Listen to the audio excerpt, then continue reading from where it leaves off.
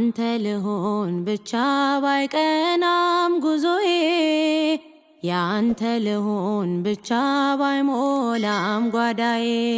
ቅዱስ ገብርኤል ሆይ የተሰጠ ክብር ታላቅ ነው የሚለውን ትምህርት ያነሳሁት ለምንድን ነው? ለምንድን ነው ቅዱስ ገብርኤል የምንለው? ለምንድን ነው የምንሰባሰበው? ቅዱስ ገብርኤል ምንድን ነው? ተሰብስበን የምናተርፈው ምንድን ነው? እውነት የቅዱስ ገብርኤልን በዓል ማክበር ግዴታችን ስለሆነ ነው ወይስ ቅዱስ ገብርኤል ስለሚቆጣ ነው? አሁን የአዲስ አበባ ሰው ከሁሉም መላእክት ገብርኤልን ይፈራዋል እና ብዙዎቻችሁ ስለምትፈሩት ነው የምትሰበሰቡ። አውቅባችኋለሁ። አሁን ብዙ ጊዜ የታይሳስ ገብርኤል የመርካቶ ነጋዴ ሁሉ ነግዶና ዘግቶ ነው የሚውል አሉ ነው። እንግዲህ አላየሁም።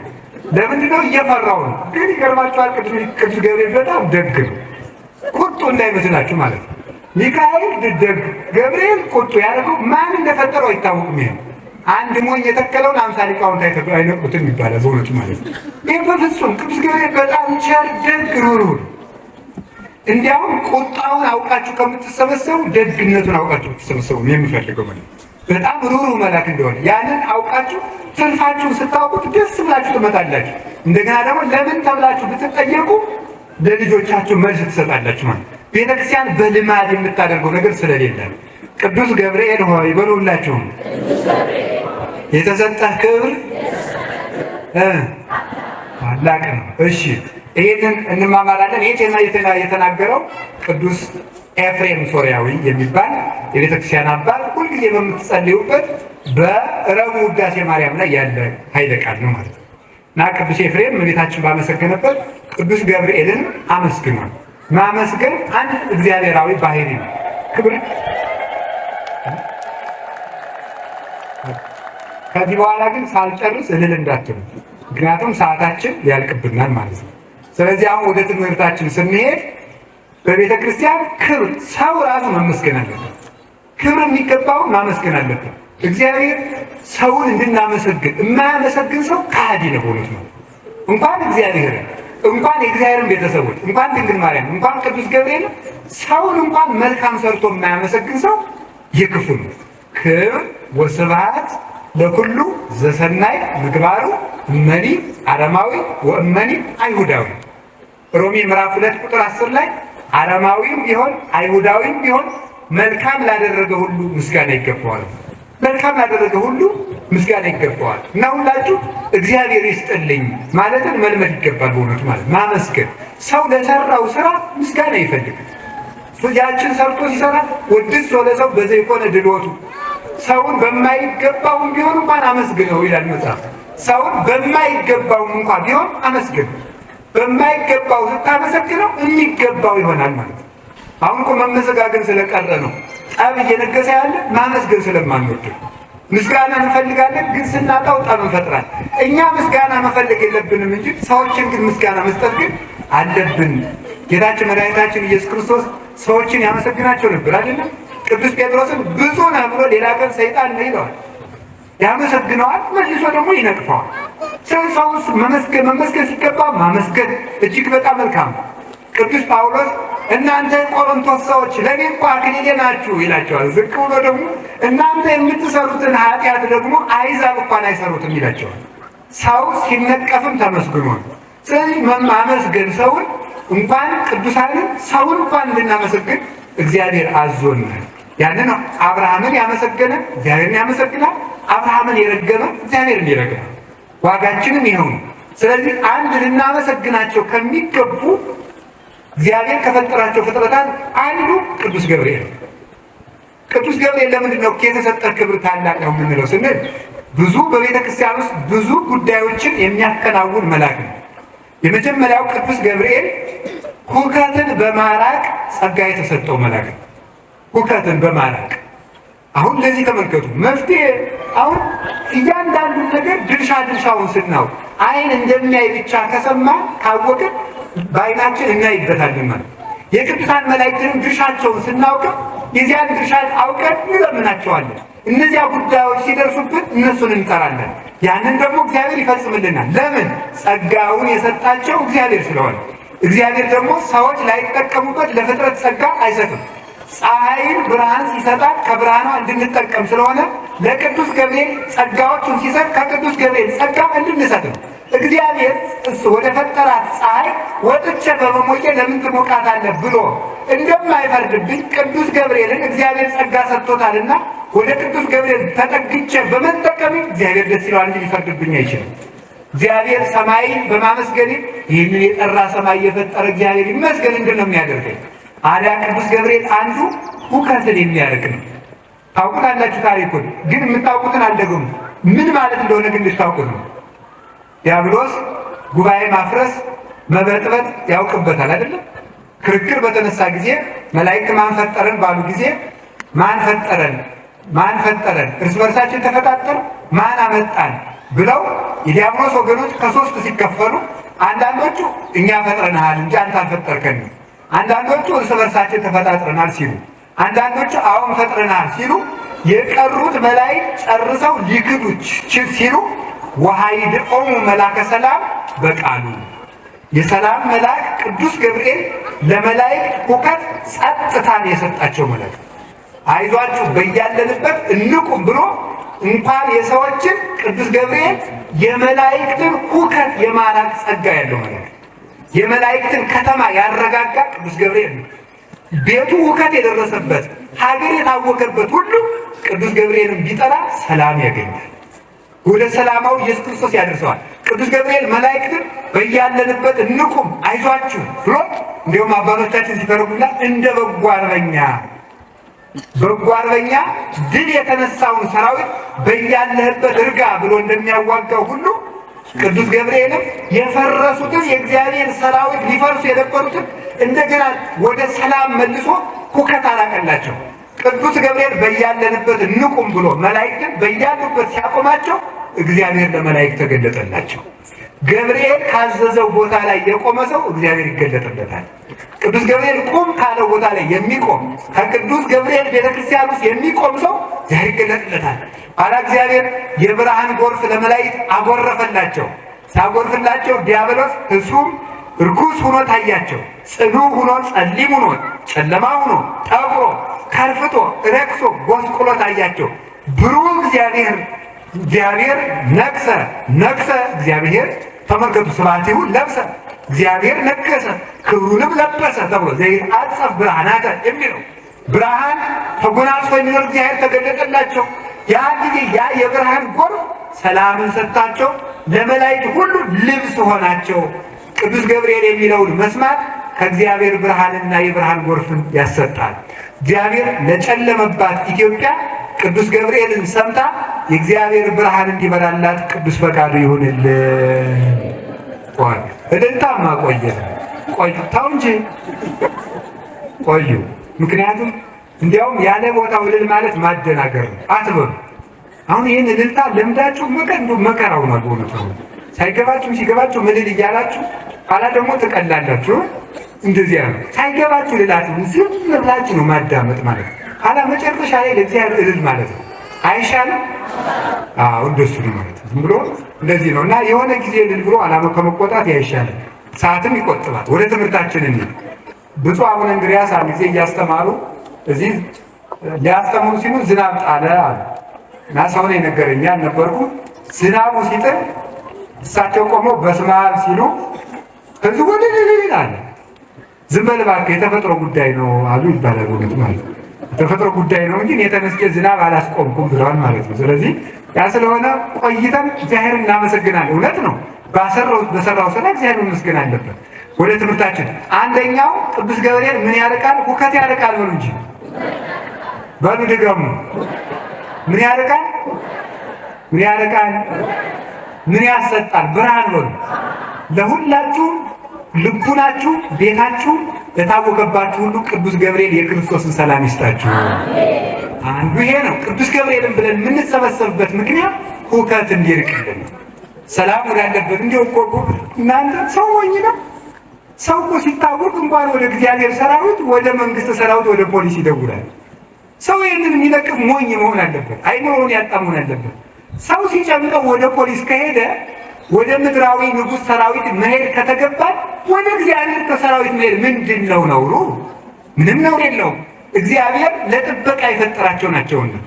ሁለተኛ ከቃሉ ጋር ናችሁ። ቅዱስ ገብርኤል በእባብና በዘንዶ በጊንጥ ላይ የሚያዝ መልአክ ነው። መጽሐፈ ሄኖክ ምዕራፍ 6 ከቁጥር 7 ላይ አለ። ወገብርኤል አሃዱ መላእክት ቅዱሳን ዘስዩም በዲበ አክስት ወዲበ ገነት ወዲበ ኪሩቤል። ቅዱስ ገብርኤል በጊንጦች በእባቦች በዘንዶዎች ላይ የተሾመ ነው። ያ ማለት ነው ቅዱስ ገብርኤል ሳይፈቅድለት የሚናከስ እባብ የለም፣ የሚናከስ ዘንዶም የለም።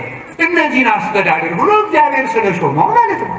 እግዚአብሔር ጥበቃና ቸርነት የቅዱስ ገብርኤልን ድርሳንና መልክ የሚደግም ሰው እባብ አይነድፈው፣ ጊንጥ አይነድፈው፣ ዘንዶ አይውጠው፣ ፈጽሞ አንዳችን እንኳን የሚነካው እውነት ነው። ጌታችን መድኃኒታችን ኢየሱስ ክርስቶስ ምን ብሎ ተናግሯል?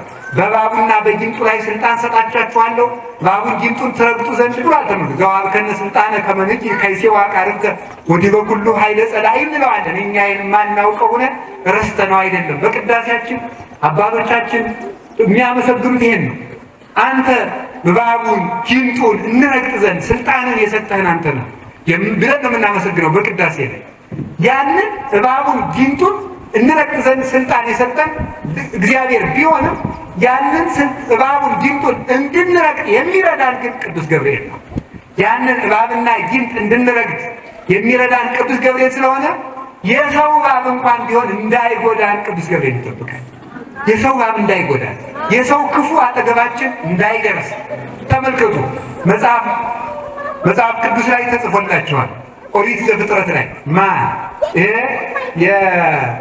ኦሪት ዘፍጥረት ምዕራፍ 19 ላይ ሙሉ ታሪኩን አልተርክም። እኔ ልክ ብዙ የትምህርት ዘዴዎች ናሉ በመጽሐፍ ቅዱስ የማስተማር ዘዴ ብዙ። አንዱ የንብ ዘዴ የሚባል የመጽሐፍ ቅዱስ የስብከት ዘዴ አለ። አንዱ የንብ ዘዴ ምንድነው? ከዚያም እየቀሰሙ ደግሞ አንዳንድ ጊዜ ሙሉውን አስረግጦ ተንትኖ መጨረስ አለ። ከዚያም ቀስፎ ሀሳብን መቀመምም አለ። ይሄ የቅዱሳን ሊቃውንት አካሄድ ነው እና ከዚያም አንዱ እንደመጋችሁ የሎጥን ታሪክም አልተርከውም። እንግዲህ እባብ እንዳይገለን፣ እንዳያጠፋን፣ እንዳይነድፈን፣ ዘንዶ እንዳይወጣን ቅዱስ ገብርኤል እንዲጠብቅ በዘንዶዎች ላይ ያለ ጊዜያቸው ወደ ከተማ እንዳይገቡ ወደ ቦታም እንዳይሄዱ የሚያዛቸው የሰው እባብ ማለት የሰው እባብ ካለ ተመልከቱ። እንዴት ነው ከሰው እባብ ይሰውራል ያሉት ካላችሁ ሎጥ የሚባለውን የአባታችን የአብርሃምን የወንድሙን ልጅ ታውቁታላችሁ። እሱ ቅዱሳን መላእክት ቅዱስ ገብርኤልና ሚካኤል ከቤቱ ገብተው ነበር።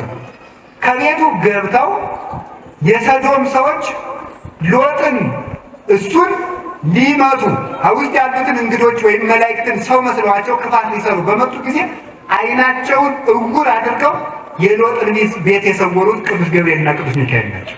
የሎጥን ቤት ከክፉ ሰዎች ዓይን የሰወሩ ሰዎችን እውር አድርገው የሰዎችን ቤት እንዳይታይ የሎጥን ቤት እንዳይታይ ሰውረው ሎጥን በማይታይ የእግዚአብሔር ብርሃን ሰውረው ከነደደ እሳት ያወጡት እነዚህ መላእክት ናቸው።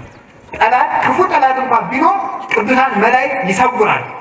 በጠላት መካከል ሳንታይ እንድናልፍ የማድረግ ስልጣን አላቸው። ሎጥን እንኳን ሎጥን ራሱ የሎጥን ቤቱን ጭምር ሰውረውታል። ስለዚህ ቅዱስ ገብርኤል እናንተንም ቤታችሁንም ከመከራ ይሰውርላችሁ፣ ከሰው እባብ ይጠብቃችሁ። ቅዱስ ገብርኤል ከሰው እባብ ይጠብቃል፣ ከሰው መርዝ ይጠብቃል። ከዘንዶ ከእባብ ከጊንጥ መነደፍ ሁሉ የሚጠብቅ ብሩህ መልአክ ነው። ማን ስላዘዘው? እግዚአብሔር የሰቀል የምንርጣቸው ማን ሊከሳቸው ይቻላል? ማንም። እግዚአብሔር ከሁላችን ጋር ይሁን። ሶስተኛ ቅዱስ ገብርኤል የስደተኞችን በእውነቱ ጠባቂ ነው። በተሰደዱ ጊዜ ይጠብቃል ቅዱስ ገብርኤል። በዚያውም ደግሞ ዝም ብሎ የሚጠብቅ አይደለም፣ ውሃ እያፈለቀ የሚጠብቅ መልአክ ነው። በዚህም ታሪክ የምናገኛት ደግሞ አሁንም እንደንም ደግሞ ጫፏን ብቻ ነው የምነግራቸው። ሙሉ ታሪኩን በሌላ ጊዜ መቱን ትማራላችሁ። ኦሪት ዘፍጥረት ላይ የምናገኘው ኃይለ ቃል አለ። እዚያ ላይ ምዕራፍ 21 ላይ እዚያ ላይ አጋር የምትባል የአብርሃም ሰራተኛ፣ በድሮ አጠራር ገረድ ይባል ነበር፣ ባሪያም ይባላል። አሁን ሰራተኛ ማለት ነው። እንደው ግን ሰራተኛ ከተነሳ አንጻር ሰራተኛ ብታከብሩ ጥሩ ነው። በዚያው ብነግራችሁ ማለት ነው። በጣም የአዲስ አበባ ሰው ብዙዎቻችሁ የምትኮነኑ የሚመስለኝ በቤት ሰራተኛ ነው። የቤት ሰራተኛ እንደናንተ እግዚአብሔር ማምለክ ይፈልጋሉ። አንዳንዱማ እንዲህ ይገርማል። እንዲህ አሁን አዲስ አበባ ሆነ አዲስ አበባ ሆና አሁን አንዲት የቤት ሰራተኛ አለች፣ ስልክ ደውላልኝ የምታው ከሰው ቤት ያለች እና ቤተሰቡ ቤተክርስቲያን አይሄድም፣ ባልየውም አይሄድም፣ ሚስቱም አትሄድም። ልጅቱ ስትጸልይ ይሄንን እየደገምሽ ነው ቅዠት የምታመጭብኝ። እንዲሁ እኮ ይገርማል ማለት ነው በእውነቱ። እንዲያውም ምን ይባላል ያዘዙኝን ስራ ሁሉ ሰርቼ ጨርሳለሁ አለ። ሰርቼ ጨርሻለሁ ከዚህ በኋላ መጸለይ እችላለሁ ሲባል ነገ ለምትሰሪው ስራ ይደክምሻል ተኝ። ልጅቱ ደከመኝ አላለች። እንዲሁ እንደዚህ ያለ መከራ የሆናችሁ ሰዎች ያላችሁ በእውነቱ ማለት ነው። በጣም የምትቀልጡ ሁሉ ማለት ነው። ድሮ ከመሬት ተነስታችሁ ለዚህ እንደደረሳችሁ ሁሉ የምትረሱ አንዳንዶቻችሁ እኮ የቤት ሰራተኛችሁን እግሬን ተሸክመሽ ቁጭ በይ ማለት ነው የሚቀራችሁ በእውነቱ ማለት ነው። ይቅርታል እስቲ እኔ በዚህ አስደግፊኝ፣ በዚህ በኩል ያኛውን ትራስ አምጪ ብሎ የሚጃጃል ሰው አለ። እሷም እኮ ሰው ናት። እግዚአብሔርን አታማርርም? ንገራችሁ። ኦርቶዶክሳዊ እኮ ስርዓት ሊኖረን ይገባል በእውነቱ ማለት ነው። ምን ማለት ነው? አሁን እኔ የምነግራችሁ በእውነቱ ማለት ነው። አሁን ከታመመ ሰው መሀል ምግብ እየተገላገሉ መብላት እግዚአብሔርን ያሰድባል። ታውቃላችሁ?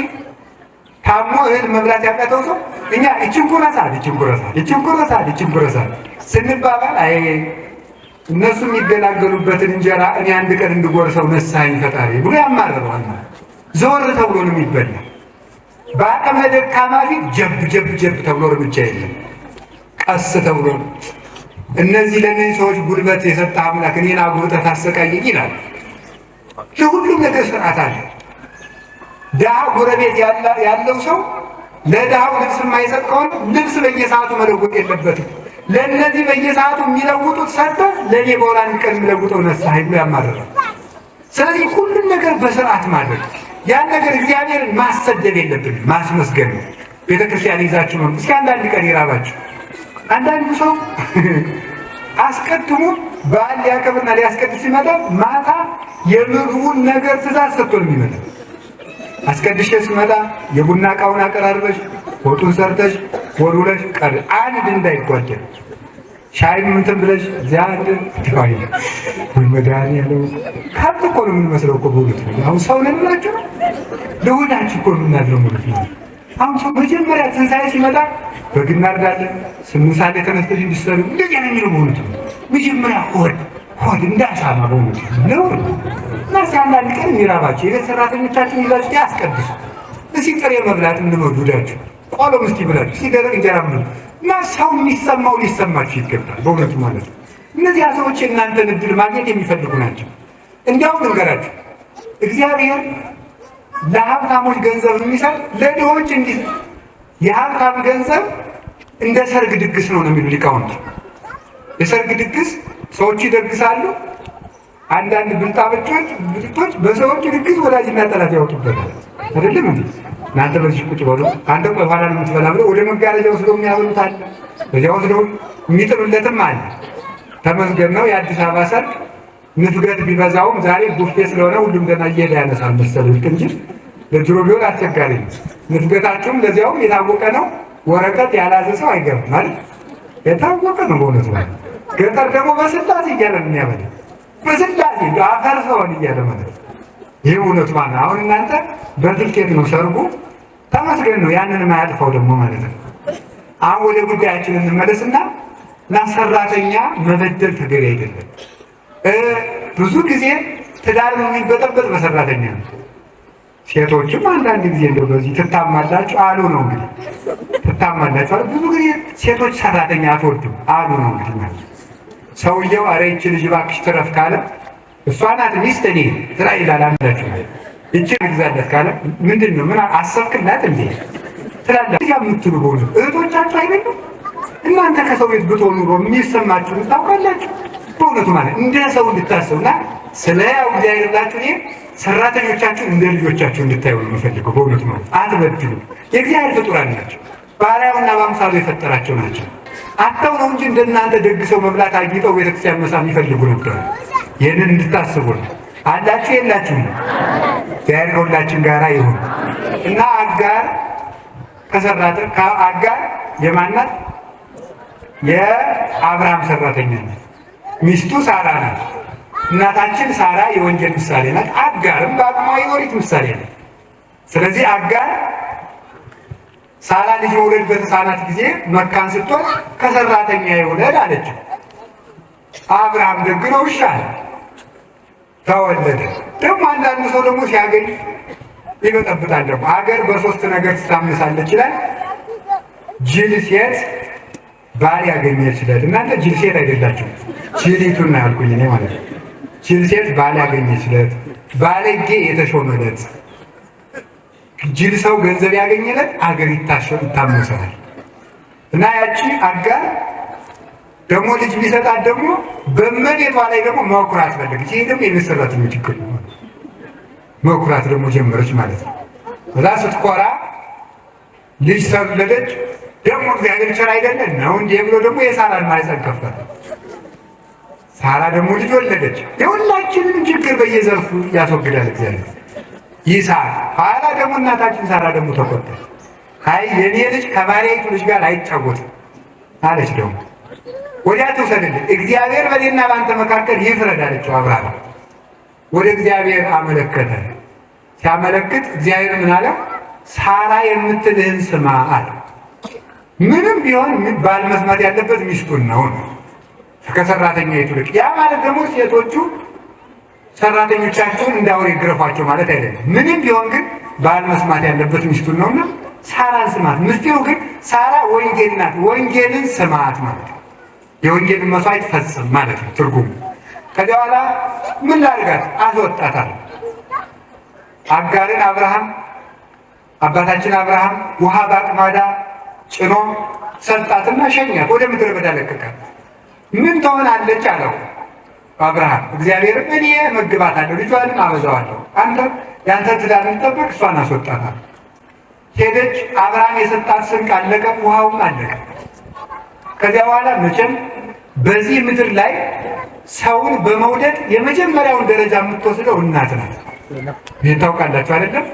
አሁን በፍቅር በሚባለው ዋነኞቹ ተዋዳጆች የሚባሉት ባልና ሚስት ነው። ግን የባልና የሚስት መዋደድ በሰጥቶ መቀበል የተመሰረተ ነው።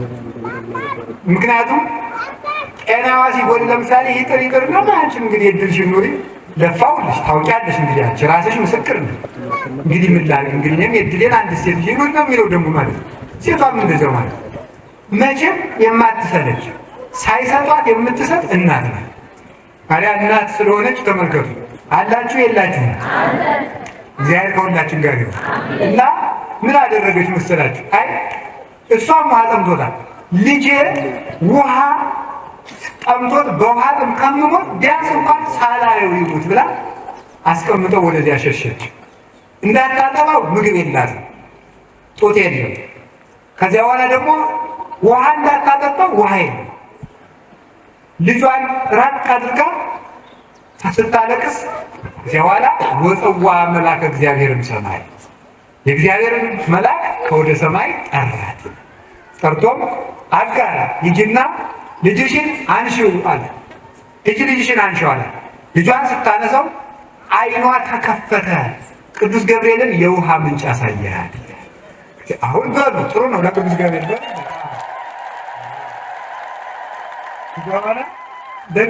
ቅዱስ ገብርኤል ሲያሳያት ውሃ አሳያት።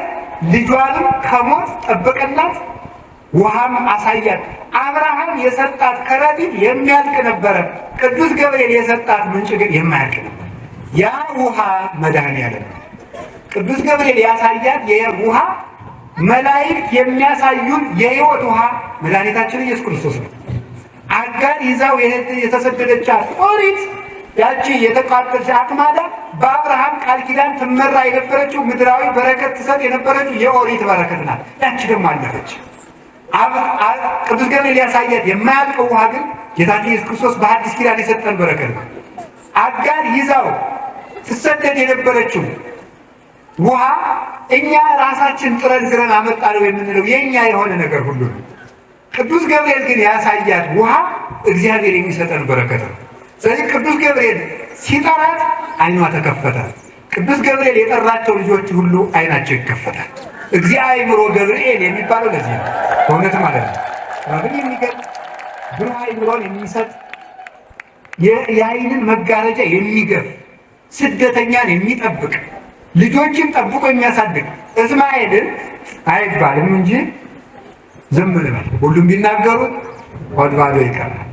እስማኤልን እንዳይሞት የጠበቀው ቅዱስ ገብርኤል ነው። ዛሬ ግን የእስማኤል ልጆች ቅዱስ ገብርኤልን ይወዱት አይወዱት አላውቅም፣ አውቃለሁ። ከቃሉ ጋር ናችሁ። እግዚአብሔር ከሁላችን ጋር ይሁን። ስለዚህ ሁላችሁንም የጠማችሁን ውሃ ቅዱስ ገብርኤል ያሳያችሁ፣ ከክርስቶስ ያደርሳችሁ። ቅዱስ ገብርኤል ማለት የተጠሙ ነፍሳትን ተንከባክቦ ከክርስቶስ የሕይወታችን ውሃ ከሆነው ከክርስቶስ የሚያደርስ መድኃኒታችን ኢየሱስ ክርስቶስ ምን አለ? ዮሐንስ ወንጌል ምዕራፍ 7 ላይ ዝጸማ ይምጻ ሀቤ ወይስተይ በከመ ይቤ መጽሐፍ አፍላገ ማየ ሕይወት ይውህዝም ከርሱ። የተጠማ ቢኖር ወደ እኔ ይምጣ እንዲሁም ይጠጣ፣ የሕይወት ውሃ ከሆዱ ይፍለቅ። ጥሩ የተጠማ ቢኖር ወደ እኔ ይምጣ። ማን? መድኃኒዓለም። ሂደን ማንን እንጠጣለን? ክርስቶስን። ወደዚያ ውሃ የሚያደርሰን ማን ነው? ጠባቂ መልአካችን ቅዱስ ገብርኤል ነው። ጠብቁ። ሁላችሁንም ለቅዱስ ቁርባን ያብቃችሁ። በስደት በሄዳችሁበት ሁሉ ቅዱስ ገብርኤል ይጠብቃችሁ። ስንተኛ ነው ስለ ቅዱስ ገብርኤል ያልኳችሁ? ሶስተኛ። አራተኛ ቅዱስ ገብርኤል ገነት በሚያገባው መልአክ ላይ የተሾመ ነው። ማንም ሰው ገነት ሲገባ ቅዱስ ገብርኤል ያውቃል። የቅዱስ ሚካኤልን ደግሞ የቅዱስ ሚካኤል እነግራችኋለሁ አይሻልም? አሁን ዛሬ ቅዱስ ገብርኤል ነው የምንማር ማለት ነው። የቅዱስ ሚካኤል ደግሞ ራሱ አለ። ሩህሩህ ነው። ቅጠል እንኳን ያለ ጊዜው እንዳይበጠስ ለቅጠል እንኳን የሚጸልይ መልአክ ነው ቅዱስ ሚካኤል። ስለዚህ ደግሞ እሱን የዚህ አለ ትማሩታላችሁ። እኔ ብቻ አይደለም፣ ቤተክርስቲያን ማኅፀኗ ለምለም ነው። ከኔ የተሻሉ ሊቃውንት አሏት ያስተምሯቸዋል። አሁን ገነት ሲገባ ጠባቂ መላእክት አሉ፣ ኪሩቤል። እነዚያ መላእክት ገነትን ሲከፍቱ ሲዘጉ ሁሉም ቅዱስ ገብርኤል ያውቃል። መላእክት ሳይከፍቱ እግዚአብሔር ቢያዝን መላእክት ሳይከፍቱ የሚገባ መላእክትን ማክበር ደግሞ የእግዚአብሔርን ትእዛዝ ማክበር ነው። ልክ የአንድን ንጉሥ ጠባቂ መድፈር ንጉሱን መድፈር እንደሆነ ወይም የንጉሱን ሰራዊት መድፈር ንጉሱን መድፈር እንደሆነ ወይም የንጉሱን አጥር መድፈር ንጉሱን መድፈር እንደሆነ መላእክትን መድፈር እግዚአብሔርን መድፈር ነው። ስለዚህ መላእክት ገነትን ይጠብቃሉ። ገነት የሚጠብቀውን መልአክም የሚያዘው የሚያሰማራው ሊቀ መላእክት ቅዱስ ገብርኤል ነው። ማን ይለናል? ታላቁ ሄኖክ በመጽሐፋችን ላይ ያለው ማለት ነው።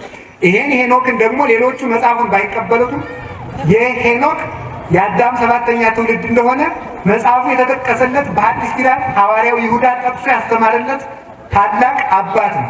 ሌሎቹ ሁሉ አሁን ሳይቀበሉት ኖሮ እኛ ኢትዮጵያውያን እግዚአብሔር ይመስገን አንመጻደቅበትም እንጂ ኢትዮጵያ ይዛው የተገኘችው የሄኖክ መጽሐፍ በአርኪኦሎጂ ቁፋሮ ተገኝቶ ከተገኘው በሙት ባህር አካባቢ ተቆፍሮ ከተገኘው ጥቅል መጽሐፍ ጋር ሲታይ የኢትዮጵያው ሄኖክ ትክክለኛው ቅጅ ሆኖ ተገኝቷል።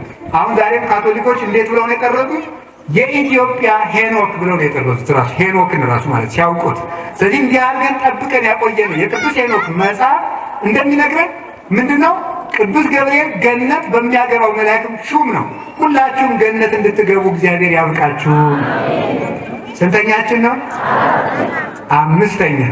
አምስተኛ ቅዱስ ገብርኤል መካን ለሆኑት ሰዎች ልጅ እንዲያገኙ የሚለምንና ብስራቱንም ይዞ የሚመጣ መልአክ ነው። አሁን ሁላችሁም ልጅ ያጣችሁ ሁሉ ቅዱስ ገብርኤልን ከፈጣሪ አማልደኝ ልጅ እንዲሰጠኝ ብላችሁ ለምኑ። ካልሰጣችሁ ደግሞ አትጨነቁ። እውነቴን ነው። እግዚአብሔር ሁሉንም ያውቅበታል። እናንተን የሚበድል በእግዚአብሔር የሚያስፈርድ ልጅ ከሚሰጣችሁ ቢቀርባችሁ ይሻላል። ቢሰጣችሁ ማመስግኑ፣ ባይሰጣችሁም አትጨነቁ። እግዚአብሔር ብቻ ግን ለምኑ። ከፈቀደ ይሰጣችኋል፣ ካልፈቀደም አዝኖልኝ ነው ብሎ እናቶቻችን እንዲህ ነበር። የአቡነ ተክለ ሃይማኖትና ጌታ ኢየሱስ ክርስቶስ አንተን የሚጠቅም ልጅ ካልሆነ ስጠኝ፣ ካልሆነ ማኅፀኔን ዝጋው ነው ያለችው ማለት ነው። የሚጠቅም ልጅ ከሆነ ይሰጣችኋል እግዚአብሔር። ስለዚህ ቅዱስ ገብርኤል ግን ምናልባት ሊሰጠን የሚገባ ሆኖ በእኛ ኃጢአት ምክንያት ቀርቶብን ከሆነ ቅዱስ ገብርኤል ይከፍትልናል። ያን ኃጢአታችን የዘጋ ነው ነበር። ስለዚህ ምን አደረገ? በመጽሐፈ መሳፍንት ምዕራፍ 13 ላይ እንደምንመለከተው ማኑሄ የሚባል ሰው ልጅ አጥቶ ሲኖር መልአኩ ቅዱስ ገብርኤል መጥቶ ልጅ ላጣቸው እናቶቻችን ደስታቸው ልጅ ነው፣ ታውቃላችሁ አይደል? ልጅ ስለሆነ መጥቶ ከባሏ ይልቅ ያበሰራት ለእሷ ነው። መጀመሪያ የልጅ ፍቅር በእናት ይጸናልና ማለት ነው። ይሄ ይታወቃል። አይታወቅም? ይታወቃል። መታወቁን ንገረኝ ካላችሁ አሁን ልጅ ቢታመም ሕፃን ልጅ ከሆነ በእግሩ ማየት ገና የሚታቀፉ ልጅ ከሆነ እናት ከደረቷ አቅፋ ነው ስታለቅስ ነው። አባት ግን ጭንቀት ስለማይችል በውስቲ እንዲያ በሉ ታይዟችሁ ብሎ ወደዚያ ተንቀሳቅሽልም ጭንቀት አይችልም ወንድ ልጅ ማለት ነው፣ አይሆንለትም። ስለዚህ ደስታውንም የነገራት ለማን ነው? ለሚስቱ ነው፣ ለሶምሶን እናት። ሲኋላ ናዝራዊ ልጅ ትወልዳላችሁ፣ የወይን ጠጅ እንዳትጠጡ፣ መልካም ልጅ ትወልዳላችሁ፣ ኃያል ሰው ነው ብሎ አበሰራቸው። ኋላ እሷ ሄዳ ለባሏ ነገራት። ኧረ ያንን ሰው ባወቅኩት ማን ነው አላት። እንደገና መልሶ በጋራ ተገለጠላቸው። በጋራ ተገለጠላቸው። እንዲህ ያለ ልጅ ትወልዳላችሁ አላቸው። መኑ ስምከ ከመ አመ በጽሐ ቃልከ ንሰብህከ፣ ቃልህ በደረሰ ጊዜ እንድናመሰግን ስምህ ማን ነው አለ። ስሜሰ መድምም፣ ስሜ ድንቅ ነውና ለምን ትጠይቁኛላችሁ አላቸው። ስሜ ድንቅ ነውና ለምን ትጠይቁኛላችሁ ብሎ ብስራቱን ነገራቸው። ሶምሶን ተወለደ፣ ታላቁ ሶምሶን። ስሜ ድንቅ ነው አለው። ድንቅ ያለው ማን ነው? ገብርኤል ነው። ገብርኤል ማለት የቃሉ ትርጉም እጹብ ነገር ማለት ነው። እስኪ እጹብ ነገር በሉ። ድንቅ ማለት ነው። ድንቅ ማለት ነው። ለምን ሲባል ድንቅ መካን ኃያል የሚባለውን የአማኑኤልን ብስራት ስለሚያበስር ማለት ነው። በዚያ ስለተሰጠው ድንቅ ይባላል። ስሜ ድንቅ ነው፣ ድንቅ ታምራትን ያደርጋል ነው። ሶምሶን ተወለደ። ያለቅሱ ፍልስጤማውያን በጣም ያስለቅሷቸው የነበሩ እስራኤልን ያሳረፈ ሰው ነው ሶምሶን። ብዙ ጊዜ ውድቀቱን የሰባኪ ሞኝ ማለት የቅዱሳን ዝም ብሎ ውድቀት እየሰራ ሰባኪ ስብከት ሲጠፋው ሔዋንን መውቀስ ነው የሚጀምር። ነውር ነው። እኔ እንዲያውም እንደ እናታችን እንደ ሔዋን አድርጎ የሚያሳዝነኝ ሰው የለም። እውነቴን ነው የምነግራቸው። አንድ ቀን አዳም በድላ ሲያበቃ ወደ ሔዋን ቀረብ አለች። ኋላ እንዳላይሽ አለ ቢላት ራቅ ባለው ወዳለ በረሃ ሂዳ ማልቀስ ጀመረች ይላል። ራቅ አለ ወደራ። አሁን የዛሬ ሴቶች ባላቸው ቢያባራቸው እናታቸው ቤት ሄደው ያለቅሳሉ። ሔዋን በዚያ ጊዜ እናት የላት፣ ዘመድ የላት፣ ጎረቤት የላት። አባዶ በረሃ ስታለቅስ ታሳዝናለች። ደግሞ እናታችን እኮ ናት። ታለቅስ ነበር። ከዚያ በኋላ ተመልከቱ፣ ታረቃት አለ። ቅዱስ ገብርኤል ትዳርን ያስታርቃል። ቅዱስ ገብርኤል መጣና ታረቃት አለ። አይ አታረቃትም አለ። አዳም ተው፣ ቂም ጸሎት አይረባም፣ ሚስትህን ታረቅ መጀመሪያ ነው። ከዚያ በኋላ አይሆንም ማለት መዳኛም በእሷ ነው፣ ዝም ብለህ ታረቃት። አይ እትከውነኒ ናዛዚተ ያላ መከራዬት፣ እረሷ መከራዬ ናት እንጂ መድኃኒት አይደለችም ማለት እደህ ታረቃት፣ ግድ የለም እግዚአብሔር በእሷ ያድንሃል አለ። እደህ ትምጣ ዲያ አይ ወንድ ይሄዳል እንጂ ሴት አይመጣም አለው። አሁን ተብሎ ሴቶች ባልና ሚስት ሲጣሉ መጀመሪያ ሴቶች ደንግጠው የሚወጡ ከዚያ ምክንያት ነው። ዛሬ ግን ሴቱ ነው የሚያስወጣ መስላል። ዛሬ ሴቱ ነው የሚያስወጣ። ሔዋን ብር ብላ ስለወጣ ሴቶች ሲጣሉ ድንግጥ ብለው የሚወጡት በዚህ ነበረ። ኋላ ደግሞ ምን አደረገ? ደግሞ ሂደት አለቃት። ምንም ተራ ሴት ብትሆን ደግሞ ባሏ ለምኖ እንዲያመጣት ደግሞ እግዚአብሔር ደግሞ አድርጓል። ታርቋ አመጣት። እዚያው አለማ ሔዋን ጨንቋት ስለነበረ ከአዳም ጠጋ ብሎ ሲታረቃት ጊዜ ደስ ብሏት ነገር ታቅናና ጀመረ። አዳም ምን አደርግ ነው እግዚአብሔር የፈረደ ብንበድል ነዋ አይታረቀንም? አይ መታረቅማ ይታረቀና ዳሩ አንቺ አለሽና ምን የሆነ አላት። አይዞ እንግዲህ ከፈቃድህ አልወጣም አለችው። ከፈቃድህ አልወጣም አይዞ አለችው። ከዚያ በኋላ በይሱ ላይ እንግባ ብለው 40 ቀን ገቡ። 40 ቀን ገብተው ሲያለቅሱ ባህር ውስጥ ገብተው ሲጸልዩ ሊያመልጡኝ ነው ብሎ ከ35 ቀን በኋላ ማን መጣ? ዲያብሎስ መጣ። አዳም እግዚአብሔር ምሮ አልወጣ፣ እግዚአብሔር ምሮ አልወጣ አለ። ማነህ አንተ? ቅዱስ ገብርኤል ነኝ። ተሞ ተመልከቱ። አይ ወንድሜ እንግዲህ የፍጡር ቃል ሰምቼ አላውቅም፣ ራሱ ፈጣሪ ይጥራኝ አለው አዳም። አይ አዳም አንተ እኮ ልከኛ ነህ፣ ዋላ ውርድ ከራሴ ብሎ ወደ ሔዋን ሄደ። ሴቶች ልባቸው ሩሩ ነው። አንድ ችግራቸው ደግሞ የነገሯቸውን ሁሉ ማመን። ይሄ ችግር እኮ ነው። ወጣቱ እኮ የሚቀልድባቸው እንደዚያ ነው። አሁን የከተማው ወንድ ራሱ የዚህ በሜዳው የሚሸራሸረው መኪና ይሄ የአጎቴ መኪና ነው፣ ውሸቱ እንድታገባው ማለት ነው። እንደዚህ ያለ የነገሯቸውን ስለሚሰሙ ያታልላቸዋል። አሁን እንደዚህ አድርጎ አታለለ። ሔዋን አየችው ያንን ጅጁ ባልሽን እግዚአብሔር ምሯል ብሎ በእሱም ቢካል አንቺ ውጫል እግዚአብሔር ይችላል አይደል ፋኒን ያልቀለፍተን አይምረንም አንድ ሱባኤ ጀምራችሁ አሁን የዚህ ዘመን ወጣት ብድግና አርሴማ በሁለተኛው ቀን ውጣ ብላኛለች ይላል አትልም።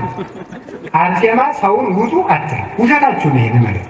እንዲያውም ቅድስት አርሴማ እንድትጠላ የምታደርጓት እናንተ ናቸው።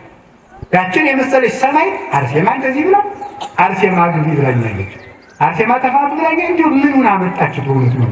ሰው እኮ ምኞቱን ሁሉ በእግዚአብሔር ማላከክ ጀምሯል። በእውነት ማለት የሚፈልገውን ሁሉ ማለት አሁን አርሴማ በሶስተኛው ቀን ውጣ በአራተኛው ቀን ውጣ ይባላል አትልም። ሱባኤን ፈጽመን እንድንወጣ ነው የሚፈልጉት ማለት ነው። ደርሳችሁ በቃ ብቸኛይቱ የሽማግሌ የጋብቻ ሽማግሌ አርሴማ አድርጋችሁ ቁጭ አላችሁ። ቅድስት አርሴማን ማክበር፣ በዓሏን ማክበር፣ ገድሏን መጸለይ ይገባል። ግን የማይገባ ነገር ውስጥ መግባት ደግሞ ደርሳችሁ አርሴማ ማርያም ማለት ምን ማለት ነው? የምትቀላቀሉት እና በአርሴማ ስም አንድ የሆነ ዛር ሁሉ እንዳይቀልድባችሁ። ቅድስት አርሴማን በአግባቡ አክብራችሁ እኔ እናቴ ቅድስት አርሴማን አከብራለሁ እውነት ከልቤ። በጣና ገዳማት ውስጥ ቀደምት አሁን በየቦታ አርሴማ ቤተክርስቲያን እየሰራ ነው። ቀደምት ከአፄ ዘርዓ ዳዊት ጊዜ የተሰራች አርሴማ ገዳም አለች። እዛችን ብዙ ጊዜ እሄዳለሁ፣ እሳለማለሁ፣ አከብራለሁ እናታችን። ግን የማይገባ ነገር ግን ወስዶ እንደዚህ መሄድ አይገባም እና ሱባኤ የሚያስቋርጥ መልአክ ወይም አርሴማ ወይም ቅዱስ ጊዮርጊስ ሳይሆን ሱባኤ የሚያስቋርጥ ሰይጣን ነው። በቃ መልሱን የምታገኙት እንኳን ሱባኤ ውስጥ ያልቅ መቆየት አለባችሁ ማለት ይሄ የቤተ ክርስቲያን ስርዓት። አስወጣት ብዙ ዋጋ ከፍሎ ከዚያ በኋላ ብዙቸው ሲሄድ መቼስ ቅዱስ ገብርኤል ምንወታል እንዳትርቃት ስላለው እዚያ በኋላ ስትወጣ ጊዜ አዳም ናኝት በአንድ ቀን ሳይምረኝም ብለህ ነው አለችው። ተከትሎ ወጣ። እዚያ በኋላ ተከትሎ ወጥቶ አንገቱን ደፍቶ ምን አደርጋለሁ አትራቃት ብሎኝን እያለ ሄደ። ዲያብሎስ ደግሞ ምን አደረገ? ቤት የሚያህል ድንጋይ ጣለባቸው። ወተደብተረት ይእቲ እም ላይ ሊሆን ይላል። ቅዱስ ገብርኤል ያንን ድንኳን አደረገላቸው። ድንኳን አድርጎ 3 ቀን ከዚያ ድንኳን አርፈው እንዲቆዩ አድርጎ ከዚያ በኋላ እግዚአብሔር 5500 ዘመን ሲፈጸም ተወልጄ አድንሃለሁ የሚል ቃል ኪዳን ገባል። አዳም ለቃል ኪዳን ሳይበቃ ሊገለው የነበረውን ሰይጣን ከልክሎ ለቃል ኪዳን ጠብቆ ያቆየው ቅዱስ ገብርኤል ነው። ሁላችንም ጠብቆ ለንስሐ ያብቃን። ስለዚህ ተመልከቱ፣ እንደዚሁም ሁሉ አሁን ሶምሶንን የሚወቅስ ሰው ሶምሶን ታላቅ ሰው ብዙ ዋጋም ከፍሏል። እንዲህ ያለ ልጅ ትወልዳላችሁ ብሎ አበሰራቸው። ይሄ ታላቁ ሶምሶን በአንድ እጁ ቤት የሚደረምስ መጽሐፍ ቅዱሱን አልተርከውም ሙሉ ስለምታውቁት ማለት ነው። እንዲሁ እንደ ቅድሙ እንደ ደግሞ አንድ ልቀስም እንሄዳለን። የሚደረምስ ኃያል ሰው ነበረ። ደሊላ በምትባል በአንዲት ሴት ምክንያት ተላልፎ ተሰጠ። የዚህን ዓለም ኃይል የሚያደክመው ዝሙት ነው። በዝሙት ኃይሉ ደከመ፣ ታስሮ ተወሰደ። ኃያሉን ሶምሶን በአንበሳ መንጋጋ ሺህ የሚገለውን ሰው ምንድን ያደረገው? ዓይኑን አውጥተው ታስሮ በጠላቶቹ በፍልስጤማውያን መካከል እንዲዘፍን አደረገው። ባቄላ እንዲፈጭ ናዝፈና ነው አላይዶ ምሰሶውን አስይዘኛለሁ የሚመራውን ብላቴን አቤቱ ፈጣሪ ሆይ ጉልበቴን መልስልኝና ለዛሬ ብቻ ለሞት ብሎ ጸለየ። ጉልበቱን መለሰለትና ነቅና የዚያን ጊዜ ጠጉሩ መብቀል ጀምሮ ነበር ይላሉ ሊቃውንት ደግሞ ሲያመሰጠሩ። ጠጉሩ መብቀል ጀምሮ ስለነበረ ኃይሉን በጠጉሩ መልሰና ሰጠው። ነቅ አድርጎ መላ ፍልስጤማውያንን ደርምሶ ሞተ። ይህን ሊቃውንት ምን ይሉታል ሲተረጉሙት? ሶምሶን የኢየሱስ ክርስቶስ ምሳሌ ነው። ሶምሶን ፍልስጤማውያን እየናቁት ሙቶ በሞቱ ፍልስጤማውያንን እንዳጠፋ ክርስቶስም አጋንንት በናቁት ሞቱ ሞትን አጠፋ ይላል። እንዲህ ያለ ለምሳሌ የሚበቃ ለክርስቶስ ምሳሌነት የሚበቃ ልጅ ማን መጣ? ያቺ ጸጉሩ ድንግል ማርያም ናት ይላል። ጸጉሩ መብቀል ጀምሮ ነበር። አዳም ሞተ፣ ጸጉሩ መብቀል ማለት ድንግል ማርያም ስትበቅል የአዳም ኃይሉ ተመለሰ። በማን? በኢየሱስ ክርስቶስ። ሶምሶን ከሞተ አንበሳ ማር በልቶ ነበር። የሞተ አንበሳ የተባለ አዳም ነው። ማር የተባለች ድንግል ማርያም ናት። ወለላ የተባለ ኢየሱስ ክርስቶስ። ጣዕሙ ከመዓዛው ከማሩ የሚገኙ ጣዕም ኢየሱስ ክርስቶስ ነው። ኢየሱስ ክርስቶስ ጡመ ስም ለዘይጼጎ የሚባል በዚህ መሰረት ስለዚህ ሶምሶንን የሚባል የኢየሱስ ክርስቶስ ምሳሌ የሚሆን እስራኤልን ከመከራ ያሳረፈ ታላቅ መስፍን እንዲወልዱ ማኅፀናቸውን የፈታ ሐዘናቸውን የሻረ ቅዱስ ገብርኤል ነውና ለእኛም ኢትዮጵያንን የምናርፍበትን ጊዜ ያምጣልን። ለሁላችሁም ሐዘናችሁን ይሻርላችሁ። ከቃሉ ጋር ናችሁ? እግዚአብሔር ከሁላችን ጋር ይሁን። የመጨረሻ እየጨረስን ነው። ቅዱስ ገብርኤል ሲበይ ሁላችሁም ቅዱስ ገብርኤል ሆይ በሉ። የተሰጠህ ክብር ምንድን ነው? ታላቅ ነው። ቅዱስ ገብርኤል ሌላስ ምን ክብር ተሰጥቶታል ካላችሁኝ፣ ምስጢር የመተርጎም ሀብት የተሰጠው መልአክ። ትንቢተ ዳንኤል ምዕራፍ 9 ላይ እንደምታነቡት ህትም ብሎ እግዚአብሔር ይሄንን ራእይ አትፍታው ብሎ ያዘዘውን የዳንኤልን ራእይ የተረጎመለት ቅዱስ ገብርኤል ነው። ስለዚህ ተማሪዎች ትምህርት ባይገባችሁ ቅዱስ ገብርኤልን ብትጠሩት ይገልጥላችኋል። አብሾ ከመጠጣት ማለት ነው። አብሾ ከመጠጣት ወዲያ ወዲህ ከማለት ወደ ጠንቋይ ከመሮጥ፣ አሁን ደግሞ ዛሬ ጥንቆላ የዘመናዊ ስም አግኝቶ ምን ብሏል? የአበሻ መድኃኒት ተብሏል። ተመስገን ነው። መቼስ የማናደርገው የለንም። የአበሻ መድኃኒት ይልና አውቆ በዚያው ጥንቆላም አለበት ማለት ነው። ጠንቋይ ሁሌ ደብተራው ምናምንቴው ደብተራ የእመቤታችን ስም ነበር፣ ወስደውት ነው። እነዚህ ጠንቋዮቹ በሙሉ እየደረደሩ ይሄ ለእንትን ይሆናል፣ ይሄ ለትምህርት ይሆናል፣ ይሄ ለዚህ ይሆናል እያሉ ይሰጣሉ። ግን እውቀትን የሚገልጥ እግዚአብሔር ነው። እውቀቱን ይዞት የሚመጣው ደግሞ ቅዱስ ገብርኤል ነው። ሁላችሁም የቅዱስ ገብርኤልን መልክ ገለጣችሁ፣ አይምሯችሁን ብሩህ ያደርግላችሁ። መጻይቁ ሀቤከ ከመ እፈክር ለከ ዳንኤል ወደ አንተ መጥቻለሁ።